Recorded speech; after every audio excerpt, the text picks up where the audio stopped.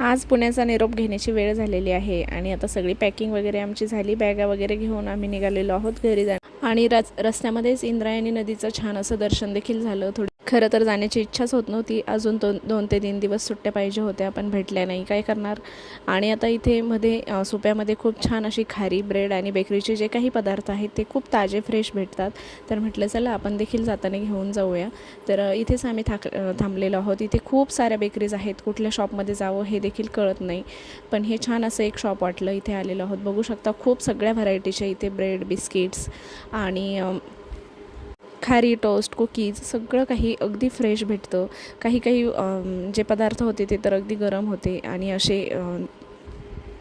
असे बेकरीतील फ्रेश पदार्थ खायला नक्कीच सगळ्यांना आवडतं. म्हणून म्हटलं चला छान असे आम्ही इथे काही कुकीज पण घेतल्या आणि सगळे काही वेगवेगळ्या प्रकारचं एक आयटम घेऊन बघितलेलं आहे. बघूया घरी गेल्यानंतर कशी टेस्ट लागते आहे. त्यानंतर सगळ्यांना भूक वगैरे लागलेली होती. तर मग अहिल्यानगर येथे संदीप हॉटेलमध्ये मस्त जेवण वगैरे केले. आणि ह्या हॉटेलमध्ये कोणी जेवण केलेलं आहे नक्की सांगा कमेंटमध्ये.